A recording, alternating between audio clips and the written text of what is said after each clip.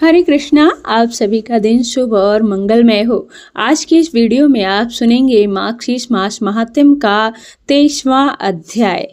भगवान नारायण देवर्षि नारद से कहते हैं कि हे नारद, एक दिन बलदेव के साथ लिए बिना ही श्री कृष्ण अन्य ग्वाल बालों के साथ यमुना जी के उस तट पर चले गए जहाँ की कालिया नाग रहता था। स्वेच्छा से शरीर धारण करने वाले भगवान नंदनंदन यमुना तटवर्ती वन में पके हुए फलों को खाकर जब प्यास लगी तो वह वहाँ का साफ निर्मल जल पी लेते थे। उन्होंने गोप बालों के साथ कुछ समय तक तो गौवें चराई, फिर जब उन्हें एक जगह विश्राम करने के लिए खड़ी कर दिया तब अपने साथियों के साथ खुद से खेल कूद में लग गए, जैसे कि बाकी साधारण बालक किया करते हैं। अब खेलते खेलते इनका मन तो खेल कूद में रम गया।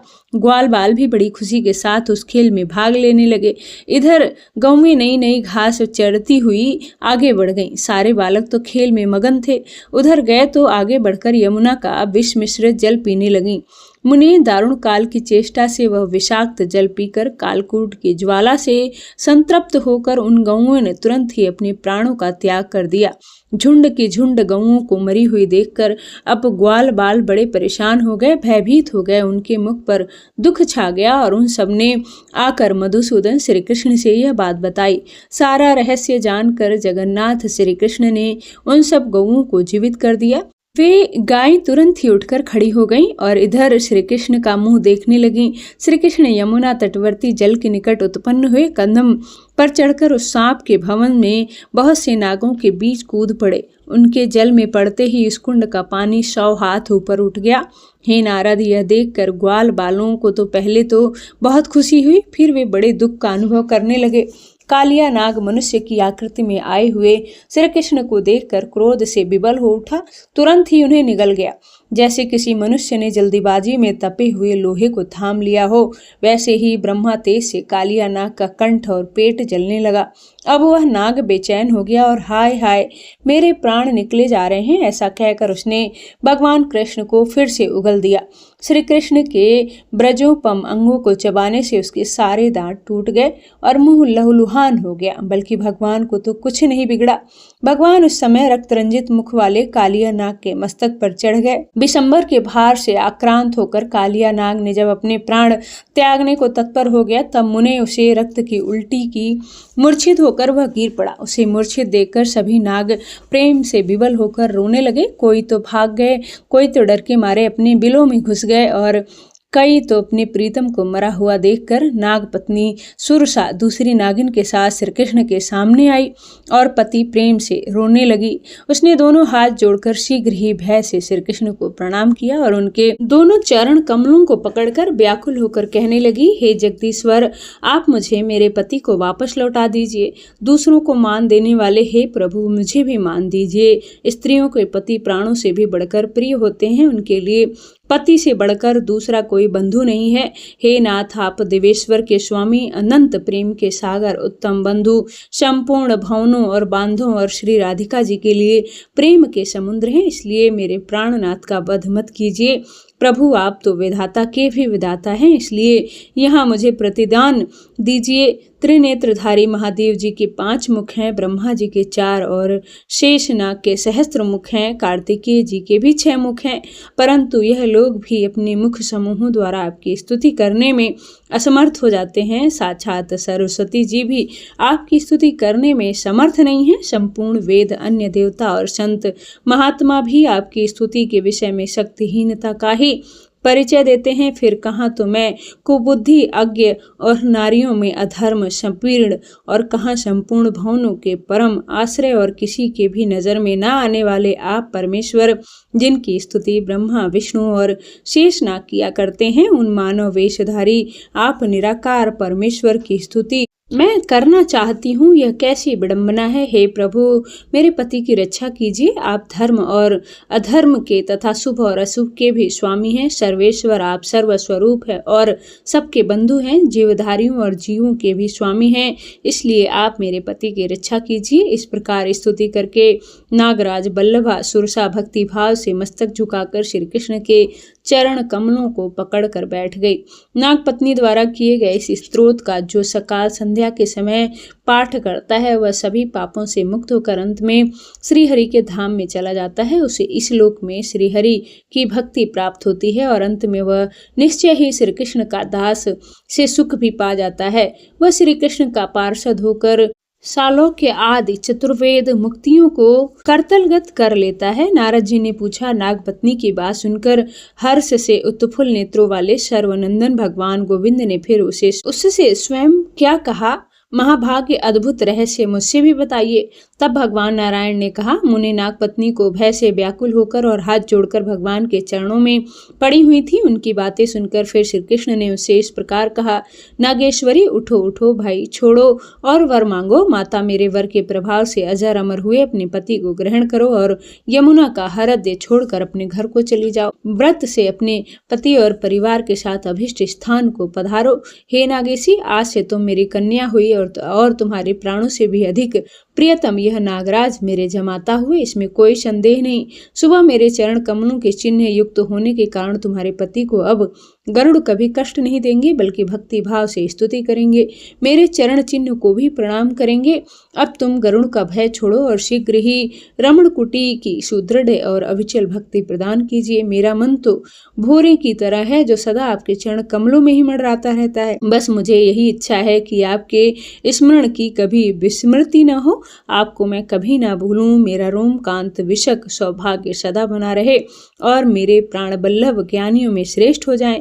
प्रभु यही मेरी प्रार्थना है, हो सके तो इसे पूर्ण कीजिए। ऐसा कहकर नागपत्नी श्रीहरि के सामने नतमस्तक होकर खड़ी हो गई। उसने शरद पूर्णिमा के चंद्रमा को भी लज्जित करने वाली श्रीहरि अर्थात श्री कृष्ण के मुख चंद्र का दर्शन किया। उस सती ने अपने दोनों नेत्रों से निमेष विंद के मुख की सौंदर्य माधुरी का पान किया। उसके सारे अंग पुलकित हो उठे, वह आनंद के आंसुओं में डूब गई। श्रीहरि को सुंदर बालक के रूप में देखकर वह उनके प्रति पुत्रोचित स्नेह करने लगी और भक्ति भाव के उद्वेग से द्रवित हुई। इस प्रकार बोली, हे गोविंद, मैं रमण द्वीप में नहीं जाऊंगी, वहां जाने का मेरा कोई उद्देश्य भी नहीं है। यह सर्प वहां जाकर संसार चलाएं, मुझे तो आप अपनी किंगरी बना लीजिए, अपनी दासी बना लीजिए।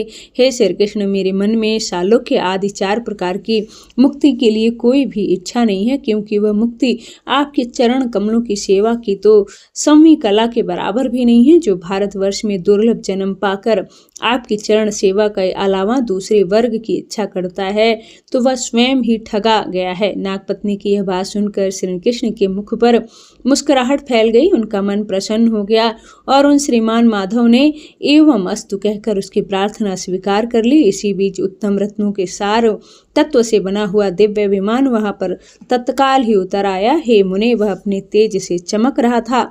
उस पर अनेक श्रेष्ठ पार्षद बैठे हुए थे और उस दिव्य वस्त्रों मालाओं से सजाया गया था। देखने में बड़ा ही मनोहर था। श्याम सुंदर के श्याम कांति वाले सेवक तुरंत ही उस रथ से उतरे और श्री कृष्ण को प्रणाम करके सुरसा को साथ लेकर उत्तम गोलोक धाम को चले गए। फिर श्री हरि ने अपने तेज से छाया रूपणी सुरसा की सृष्टि करके उसे सर्प को दे दिया। कालिया नाग इसे कुछ भी नहीं जान सका, क्योंकि वह तो वैष्णवी माया से मोहित था। सर्प के मस्तक पर से उतरकर करुणानिधान श्री कृष्ण ने बड़ी कृपा से शीघ्र कालिया के सिर पर अपना हाथ रखा और हाथ रखते ही उसके शरीर में चेतना वापस लौट आई। उसने श्री हरि को अपने सामने देखा।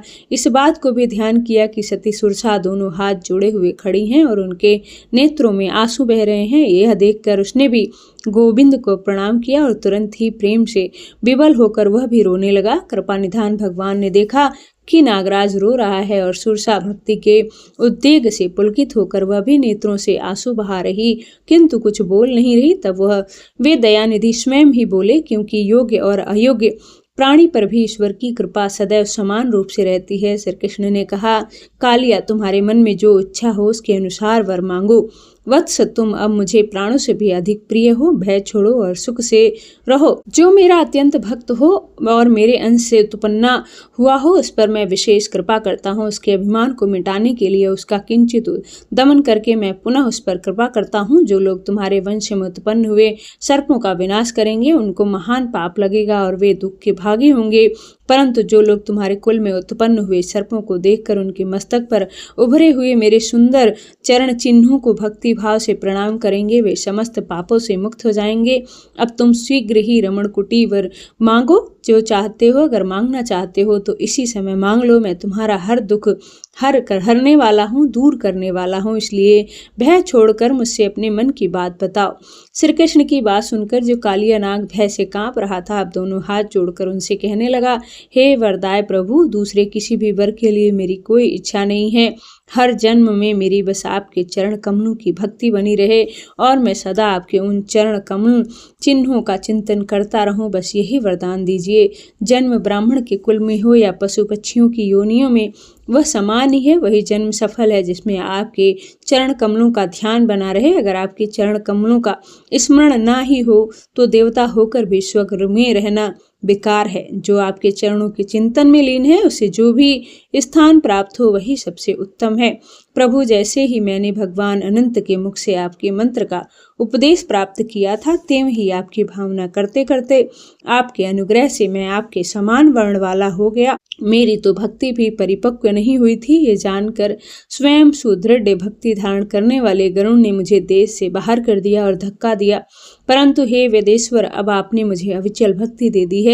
गरुण भी भक्त है, मैं भी भक्त हो गया हूँ, इसलिए अब तो वे मेरा त्याग नहीं कर सकते हैं। आपके चरण कमलों के चिन्ह से अलंकृत मेरे मस्तक को देखकर गरुण मुझे सदोष होने पर भी गुणवान ही मानेंगे, इसलिए इस समय मेरा त्याग नहीं कर सकेंगे। अब तो वे यह मानकर ही नागेंद्र गण है मेरे आराध्य, मुझे कभी कष्ट नहीं देंगे। परमेश्वर, अब मैं उनका वर्ध अर्थात शिकार भी नहीं रहा। उन गुरुदेव के अनंत सिवा मुझे किसी से भी अब कोई भय नहीं है। देवेंद्र गण, देवता, मुनि और मनुष्य जिन्हें स्वप्न और ध्यान में भी नहीं देख पाते हैं, वही परमात्मा इस समय मेरे नेत्रों के सामने हैं, मुझे दिखाई दे रहे हैं। प्रभु, आप तो भक्तों के अनुरोध से साकार रूप में प्रकट हुए हैं। समस्त वेद, ब्रह्मा, शिव जी और धर्म आदि जिनकी स्तुति करने में असमर्थ हैं, उन्हें सर्वव्यापी प्रभु का स्तवन भला क्या एक सर्प कर सकेगा। हे नाथ करुणा सिंधु, हे दीन बंधु, आप मुझे अधर्म को क्षमा कीजिए। हे श्री कृष्ण, मैंने अपने खल स्वभाव और अज्ञान के कारण आपको चबा डालने का प्रयास किया, परंतु आप तो आकाश की तरह सर्वत्र व्यापक और अमूर्त हैं, इसलिए किसी भी अस्त्र के लक्ष्य कभी नहीं हो सकते। ना तो आपका अंत देखा जा सकता है और ना ही उसे लांघा जा सकता है। ना कोई आपको स्पर्श कर सकता है और ना ही कोई आपको ढक सकता है। ऐसा कहकर नागराज कालिया भगवान के चरण कमलों में गिर पड़ा। भगवान इस पर संतुष्ट हो गए और उन्होंने तथा अस्तु कहकर उसे संपूर्ण अभिष्ट वर दे दिया।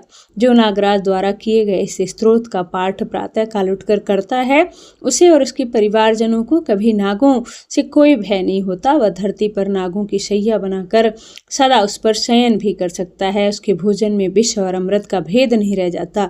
जिसको नाग ने ग्रस लिया हो, यानी कि काट खाया हो या विषैला भोजन करने से अब जिनके प्राण को त्यागने की संभावना हो गई हो, वह मनुष्य भी इस स्तोत्र को सुनने मात्र से ही स्वस्थ हो जाता है। जो इस स्तोत्र को भोजपत्र पर लिखकर भक्ति भाव से युक्त होकर अपने कंठ में या दाहिनी भुजा में धारण करता है, उसे भी नागों से कोई भय नहीं रहता। जिस घर में यह स्तोत्र पढ़ा जाता है, वहाँ कोई नाग नहीं ठहरता। निश्चय ही उस घर में विष, अग्नि और व्रज का भी भय नहीं होता। इस लोक में श्री हरि की भक्ति और स्मृति उसे सदा सुलभ होती है और अंत में अपने कुल को पवित्र करके निश्चय ही वह श्री कृष्ण की दास भक्ति को प्राप्त कर लेता है।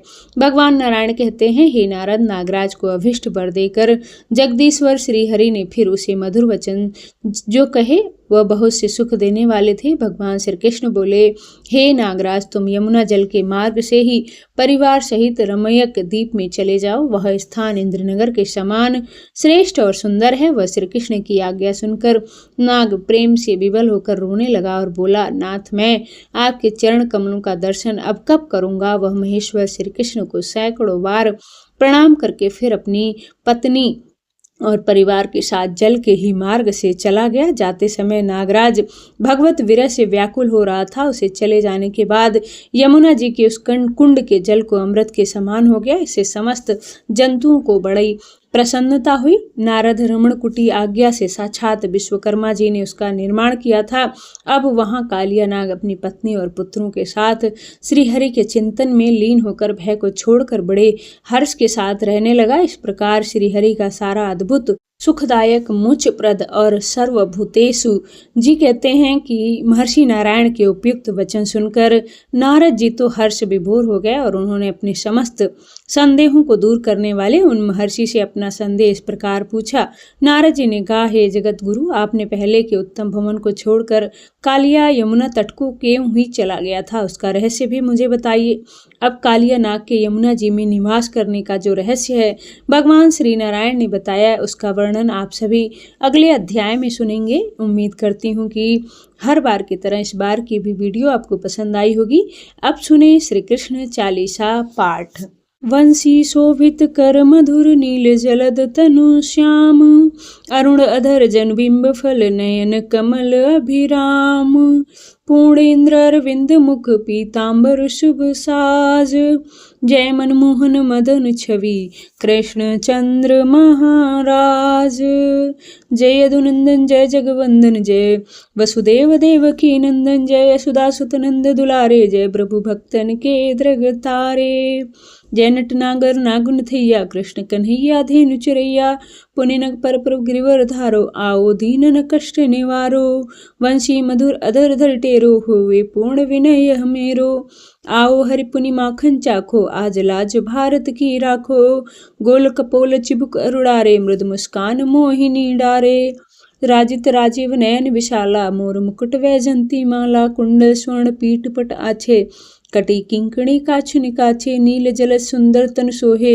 छवि लख सुर नर मुनि मन मोहे, मस्तक तिलक अलग घुंघराले, आओ कृष्ण बांसुरी वाले, करि पै पान पुतन ही तार्यो, अका बका कागा सुर मारियो, मधुबन जलत अगिन जब ज्वाला, भय शीतल लगत ही नंद लाला, सुरपति जब प्रचढ़्यो रिसाई, मूसर धार वारी वर्षाई, लगत लगत ब्रजहन बहायो, गोवर्धन खधारी बचायो, लखी यशोदा मन भ्रम अधिकाई, मुखमह 14 भुवन दिखाए, दुष्ट कंस अत्युधम मचायो, कोटि कमल जब फूल मंगायो, नाथि काल यहीं तब तुम लीनो, चरण चिन्ह दे निर्भय कीनो, कर गोपीन संग रास विलासा, सबकी पूर्ण कर अभिलाषा, केतकी महा असुर संहार्यो, कंसई केसे पकड़ दे मारियो, मात पिता की बंदी छुड़ाई, उग्रसेन कहाँ राज दिलाई, महिषे मृतक छह सुत लायो, मातु देव की शोक मिटायो, बामासुर मोर दैत्य संहारी, लाए सटत सहस कुमारी, दै भी मही तृण चीर संहारा, जरा सिंधु राक्षस कहाँ मारा, असुर बकासुर आदिक मारियो, भक्तन के तब कष्ट निवारियो,